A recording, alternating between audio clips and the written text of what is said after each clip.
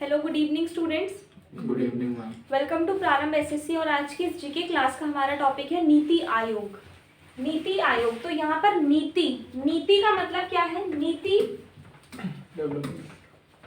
नीति means development, नीति बनाना, कोई रूल रेगुलेशन बनाना। नीति की फुल फॉर्म क्या है? National institution for transforming India. National institution है इंडिया को ट्रांसफॉर्म करने के लिए। National institution for transforming India, full form पता होनी चाहिए। इसका इंट्रोडक्शन, नीति आयोग क्या होता है सबसे पहले ये जान लेते हैं। What is NITI Aayog? NITI Aayog stands for national institutions of for transforming India. It is the policy think tank. ये गवर्नमेंट की पॉलिसी थिंक टैंक है इंडिया के लिए, that provides both directional and policy inputs. जो आपको डायरेक्शनल और पॉलिसी इनपुट दोनों चीजें प्रोवाइड करती है। क्या है ये डायरेक्शनल पॉलिसी? अभी आगे देखो। NITI Aayog is tasked with formulating strategic plans and monitoring their progress for India's socio-economic development. NITI Aayog कुछ ऐसी रूल्स बनाती है जिससे इंडिया ट्रांसफॉर्म हो, डेवलप हो, सोशली भी हो और इकोनॉमिकली भी डेवलप हो इंडिया। तो वो सारी चीजें कौन देखता है? नीति आयोग। ठीक है, एक नेशनल इंस्टीट्यूशन है जो इस चीज इन पर काम करता है। मिशन क्या है? कोऑपरेटिव फेडरलिज्म को बढ़ाना।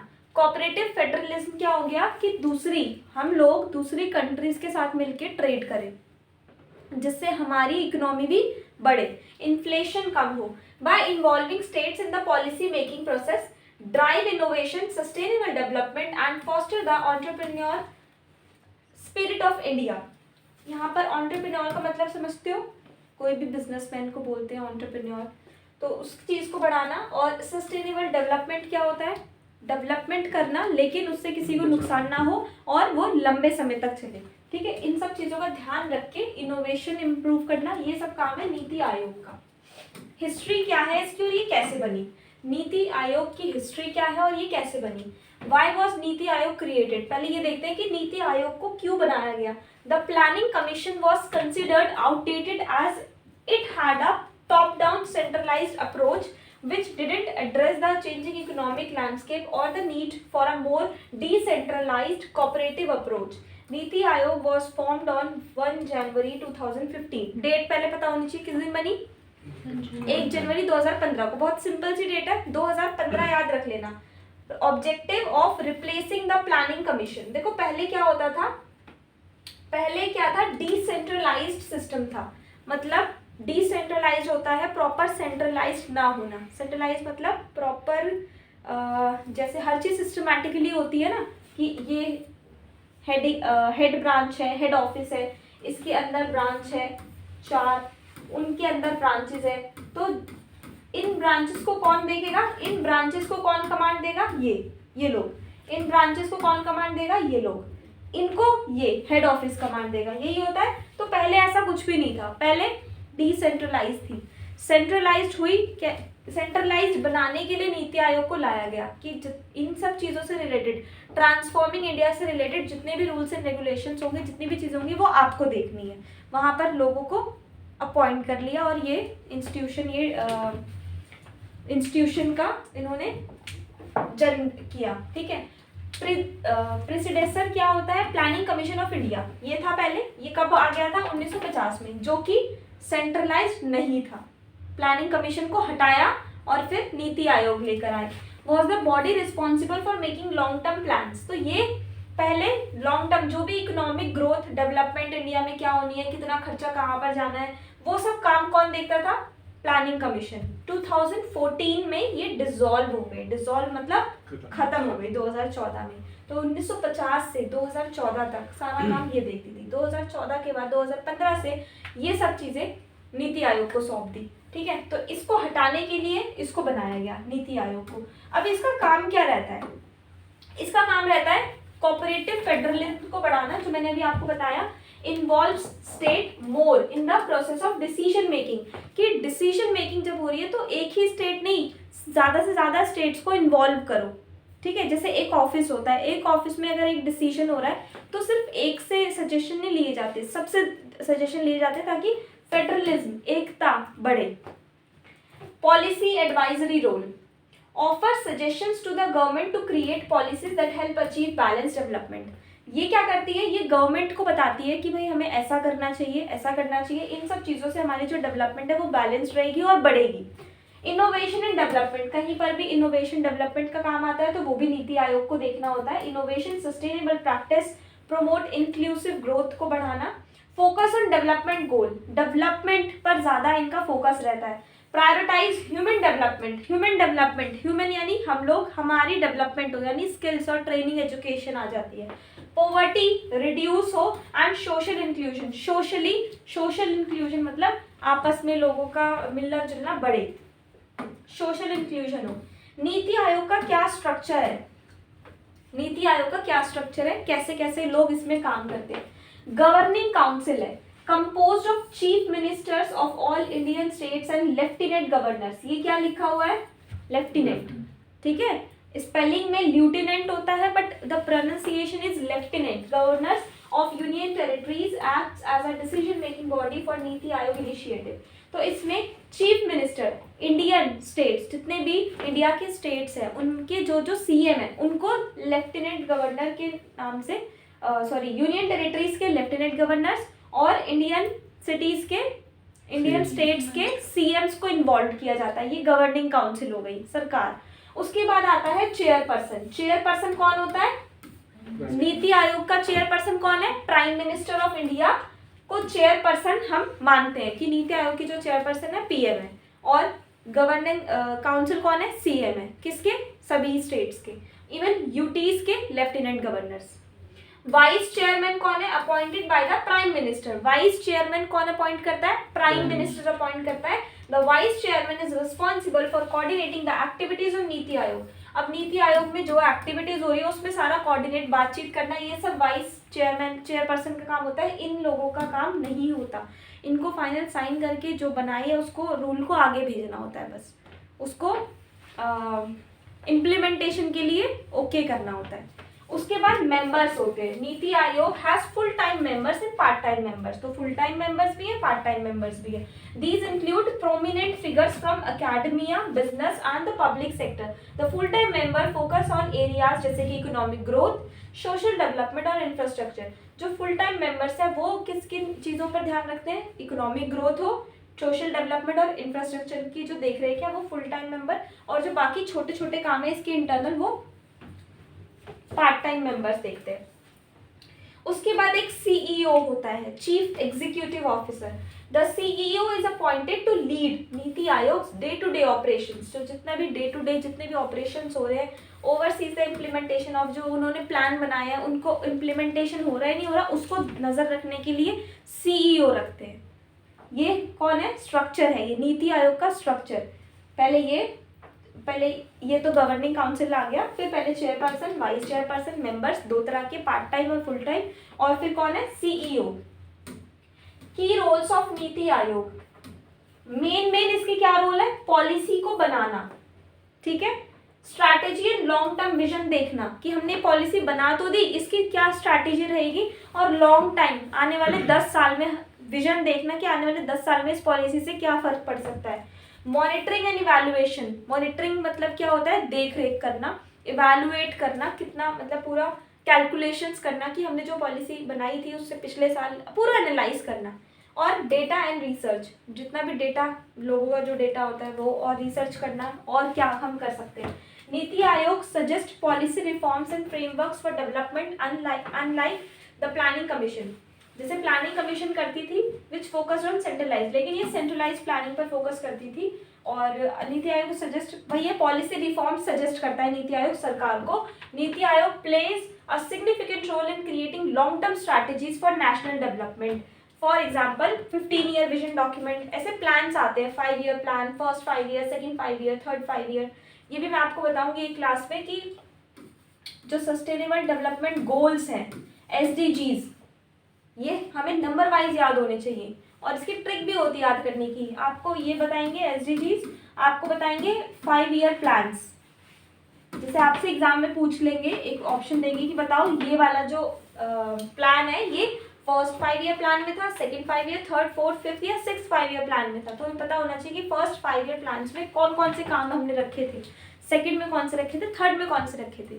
क्योंकि सारी चीज़ें मतलब सरकार क्या करती है, जब कुछ डिसबैलेंस हो जाता है तो सारा देखती है, और हम जैसे हम लोग हैं सिलेबस, हम एक ही दिन में तो सारा कवर नहीं करेंगे, हम डिवाइड करते हैं, पहले 2 महीने में ये, दूसरे 2 महीने में ये, तीसरे चौथे। वही काम सरकार का भी है कि सबसे पहले तो खेती बढ़ानी है, प्रोडक्शन बढ़ाना है, दूसरा एजुकेशन, तीसरा इस तरह से वो अपना फिर हेल्थ केयर पे ध्यान देना है। तो इस तरह से उनके 5 ईयर प्लान्स बटे हुए हैं। फिर जो उन्होंने पॉलिसी बनाई है उसको इम्प्लीमेंट करना, देखना कि वो ठीक से हो भी रही है या नहीं हो रही, रिसर्च, अलग अलग इश्यूज जो भी इंडिया की ग्रोथ में जो भी अलग अलग इश्यूज आ रहे हैं उनको सारा रिसर्च करना, रिपोर्ट्स बनाना, जैसे कि इंडिया इनोवेशन इंडेक्स है, सस्टेनेबल डेवलपमेंट गोल रिपोर्ट बनाना, ये काफ़ी इंपॉर्टेंट टॉपिक है, ये हम कवर करेंगे जल्दी, ठीक है। नीति आयोग का क्या विजन है? विजन स्टेटमेंट क्या कहती है इसकी? India to create an India where economic growth is equitable and inclusive, कि ऐसा इंडिया बनाना जहां पर इकोनॉमिक ग्रोथ इक्वल हो, इंक्लूसिव हो, टेक्नोलॉजिकल इनोवेशन जहां पर हो, सस्टेनेबल डेवलपमेंट के साथ, टेक्नोलॉजी तो इनोवेट हो रही है लेकिन सस्टेनेबल डेवलपमेंट के साथ, and all citizens are provided with opportunities to reach their full potential, हर इंसान को पूरा का पूरा उसको अवसर मिले, अपनी जो भी उसका पोटेंशियल है, उसको मतलब जो टैलेंट है, हर इंसान को वो अपना पोटेंशियल दिखाने का अवसर मिले, अपॉर्चुनिटीज मिले। कोर थीम क्या है इनकी? सबसे पहले तो है sustainable development, ensuring growth that doesn't harm the environment, कि हम डेवलपमेंट तो कर रहे हैं लेकिन ये हम इंश्योर कर लें कि एनवायरनमेंट को कोई नुकसान ना हो, दैट इज कॉल्ड सस्टेनेबल, ठीक है। एंड बेनिफिट्स फ्यूचर जनरेशन, और जो आने वाली जनरेशन है उसको बेनिफिट भी मिले फ्यूचर में। सेकेंड है inclusive growth, bridging the gap between urban and rural, inclusive का मतलब साथ में ग्रोथ हो, इक्वल ग्रोथ हो, चाहे वो रूरल एरिया है चाहे अर्बन एरिया है, ऐसा नहीं कि अर्बन तो बहुत वहाँ पर टेक्नोलॉजी आती जा रही है और जो पिछड़े इलाके हैं वो वैसे के वैसे ही, ठीक है। थर्ड है innovation and technology, fostering a culture, ऐसा कल्चर बनाना जहाँ पर इनोवेशन हो और नई नई टेक्नोलॉजीज को, बेटर गवर्नमेंट के लिए नई नई टेक्नोलॉजीज को अपनाना, ये इनका विजन है। कितने विजन हो गए इनके? 3 हो गए, ठीक है। उसके बाद है फीचर्स, नीति आयोग के क्या फीचर्स हैं?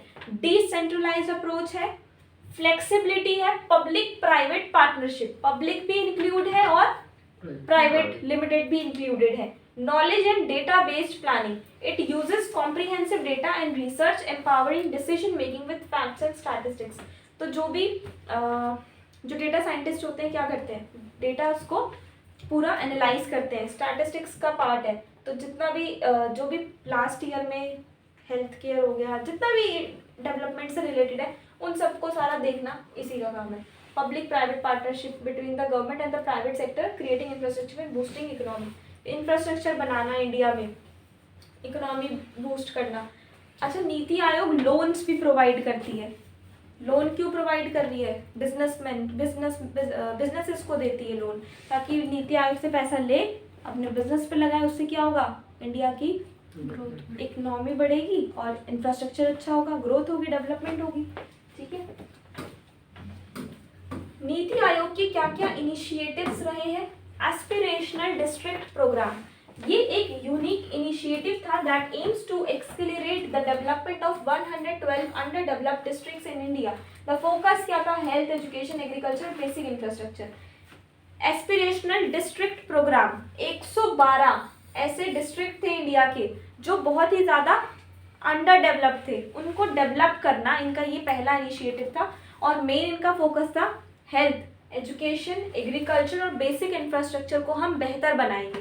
दूसरा इनका था अटल इनोवेशन मिशन, एम के नाम से जाना जाता है, Atal innovation mission. Aim seeks to promote a culture of innovation and entrepreneurship in India, कि हमारे इंडिया में इनोवेशन बढ़े, एंटरप्रेन्योरशिप बढ़े, कि हम लोग खुद अपनी कंपनीज बनाएं और बाहर के लोग हमारे पास काम करें। इससे क्या होगा? हमारी इकोनॉमी बढ़ेगी। Fostering innovation hub, startups, ecosystem startup करना है। अटल टिंकरिंग लैब्स इन स्कूल, तो इस तरह से ये चीज़ें स्कूल्स में, देखो इसके आने के बाद स्कूल्स में वो भी सिखाया जाने लगा। वोकेशनल एक टॉपिक है, वोकेशनल एक स्ट्रीम होती है, वोकेशनल के अंडर अब बच्चों को वो सिखाते हैं जिसमें बच्चे का इंटरेस्ट है, कि अगर उसको रिसाइकल वाली चीज़ों से कुछ बनाना अच्छा लगता है, कि कल को अगर हर कोई पढ़ाई में अच्छा नहीं होता, अगर वो कल को पढ़ाई में अच्छा नहीं भी है, कम से कम उसको कोई ऐसी कला आ जाए जिससे वो अपना पेट भर सके। तो इन सब चीज़ों के आने के बाद ही, मतलब 15 में आया, कोविड के बाद, इतना टाइम तो किसी भी चीज़ को सेट होने में लग ही जाता है। कोविड के बाद से स्कूल्स में, गवर्नमेंट स्कूल्स की बात करूँ, बच्चों को ये सब चीज़ें भी सिखाई जाती है। SDG index, India index, annual index developed to measure India progress towards achieving the sustainable development goal. India innovation index, ये इंडेक्स है, यानी पिछले पूरे साल में SDG कितना बेहतर हुआ है, क्या क्या चीज़ें ऐड हुई है, हमने क्या क्या देखा, और इंडिया का इनोवेशन किस किस चीज़ में कितना कितना इनोवेशन हुआ है। Aligning with global SDGs, Sustainable Development Goal, NITI Aayog focus on SDG adopted by the UN, United Nation ने अडॉप्ट किया। These includes goal like ending poverty। SDG में क्या है, देखो क्या क्या चीजें हैं कि हमें गरीबी खत्म करनी है, कम नहीं करनी, खत्म करनी है। Ending poverty, health care education को इम्प्रूव करना है। अचीविंग जेंडर इक्वालिटी, जो भी भेदभाव होता है ना लड़का लड़की में, उसको खत्म करना है। इंश्योरिंग एनवायरमेंटल सस्टेनेबिलिटी, और ये इंश्योर करना है कि एनवायरनमेंट की सस्टेनेबिलिटी बनी रहेगी, आने वाली फ्यूचर जनरेशन भी उसको उसका जो बेनिफिट ले सकेंगे और अच्छे से, जैसे हम लोग रह रहे हैं ऐसे वो भी रहे। NITI Aayog develops national action plans to achieve SDG and ensure that policies are formulated in alignment with these global goals. उसके बाद नेक्स्ट इसमें आ जाता है कि स्टेट के डेवलपमेंट में नीति आयोग का क्या रोल है। किसी एक पर्टिकुलर स्टेट के डेवलपमेंट में, जैसे दिल्ली है, कर्नाटका, तमिलनाडु, आंध्र प्रदेश, गुजरात, महाराष्ट्र, राजस्थान, इनके डेवलपमेंट में नीति आयोग का क्या रोल है। एम्पावरिंग स्टेट्स, स्टेट्स को एम्पावर करती है। एम्पावर मतलब बढ़ावा देना, टू प्रेज करती है। NITI Aayog empower states to take leadership roles, कि आप भी आओ, लीडरशिप समझते हो ना, लीडर, कि आप भी आओ और अपनी राय भी दो, अपने भी बताओ आप क्या चाहते हो। On their development by providing technical assistance, technical help, assistance का मतलब होता है help, technical help. Guidance on designing state specific policies, कि आपको कोई पर्टिकुलर पॉलिसी बनानी है, आपको किसी चीज़ में अपना किसी एरिया में डेवलपमेंट, तो स्टेट आके उनसे बात करती है। स्टेट मतलब जो स्टेट्स के सीएम और जो भी इम्पोर्टेंट पर्सन्स होते हैं। कोऑपरेटिव फेडरलिज्म बढ़ाती है, तो स्टेट की डेवलपमेंट होती है, ठीक है ना। सेंट्रल गवर्नमेंट और जो स्टेट गवर्नमेंट है। State action plan, state develop action plan for specific sectors, और एक्शन प्लान्स बनाते हैं कि ये वाली स्टेट है, यहाँ पर इस चीज़ की कमी है, तो आने वाले 2 साल में हम ये चीज़ ठीक कर देंगे। प्लान बना दिया हमने, गोल सेट कर दिया, फिर उस पर काम करते हैं धीरे धीरे।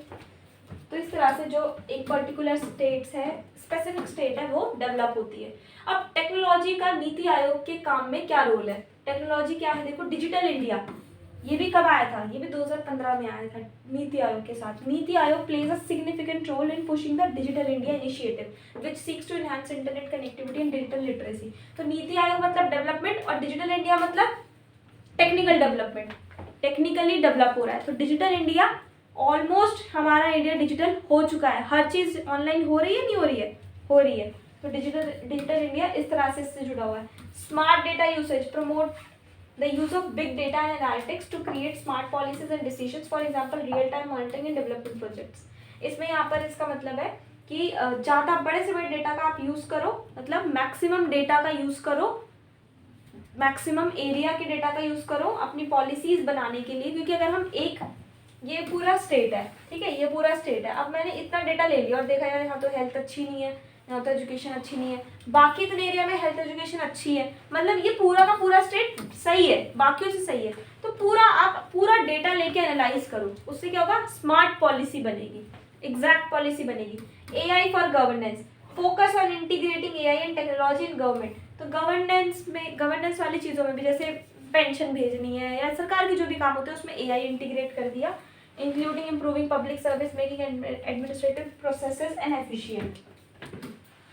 NITI Aayog partnership, PPP, public private partnership, encourage collaboration.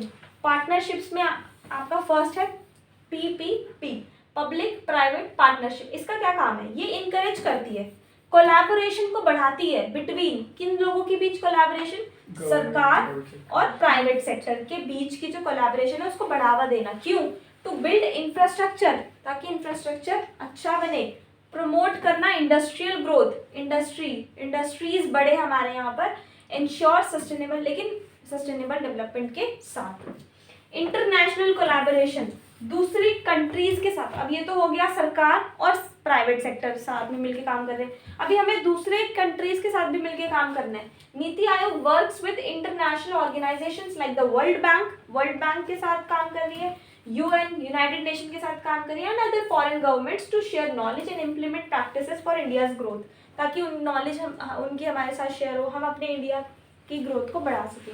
Engaging with think tank works with various academic and research institutions, ये एकेडमिक्स पढ़ाई लिखाई इंस्टीट्यूशंस के लिए भी काम करती है।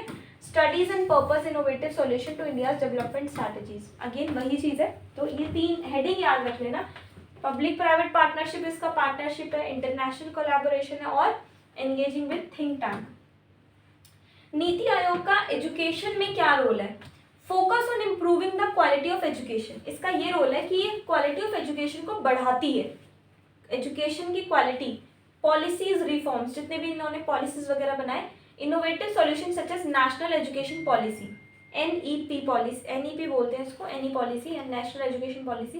NITI Aayog encourage vocational training programme, आ गया ना जो मैंने अभी बताया आपको। नीति आयोग ने क्या किया, एनकरेज किया वोकेशनल ट्रेनिंग प्रोग्राम्स को to equip youth with necessary skills for better job opportunities, कि नेसेसरी स्किल्स बच्चे को पता होनी चाहिए ताकि उसकी जॉब्स की जो अपॉर्चुनिटी है वो बढ़े और बेरोजगारी हमारे यहाँ से कम हो। Promotes the use of AI in schools में AI के यूज को बढ़ावा दिया जा रहा है। कॉलेजेस में personalise education, improve learning outcomes to make education more accessible, ताकि एजुकेशन ज़्यादा से ज़्यादा लोगों तक पहुंच सके। हेल्थ में क्या रोल है? Government initiative to improve health care, जो गवर्नमेंट इनिशिएटिव लेती है हेल्थ केयर को इम्प्रूव करने के लिए उसको सपोर्ट करती है, जैसे कि रूरल एरियाज हो गए। Focusing on maternal and child health, जो माँ और बच्चे का होता है उसमें उस पर भी फोकस करती है। इम्यूनाइजेशन, कोविड में क्या था, सारा काम इम्यून सिस्टम का था, तो इम्यूनाइजेशन को बढ़ाना, इसमें क्या आ जाता है, बच्चे को जो मिड डे मील दिया जाता है वो इस तरह का होता है जिससे उसकी इम्यून सिस्टम स्ट्रांग हो, मतलब हेल्दी फूड होता है मोस्टली। एंड रिड्यूसिंग मैलन्यूट्रिशन मतलब कुपोषण को कम करना। Encourage the use of telemedicine, digital health technologies and other innovative solution, तो ये इस तरह से ये हेल्थ केयर में काम कर रही है। नीति आयोग annual report and data, annually पूरे साल की इसकी रिपोर्ट बनती है कि इस साल नीति आयोग ने क्या क्या काम किया, कहाँ कहाँ पर कितना इन्होंने खर्चा किया। मॉनिटरिंग रिपोर्ट्स, वो सारा रिपोर्ट देखी जाती है, फिर उस रिपोर्ट का एक समरी बनाई जाती है। Provides data on sector like agriculture, उसमें क्या क्या होता है, एग्रीकल्चर पर कितना काम किया, education, health, infrastructure, government make inform decision, और सरकार को वो सारी चीज़ें इन्फॉर्म कर दी जाती है। तो ये नीति आयोग का काम होता है। मेन चीज़ क्या है इसकी, एग्रीकल्चर, एजुकेशन और health infrastructure. Agriculture, education, health और इंफ्रास्ट्रक्चर भी बहुत मैटर करता है। ठीक है, तो आज की क्लास में इतना ही। Thank you so much.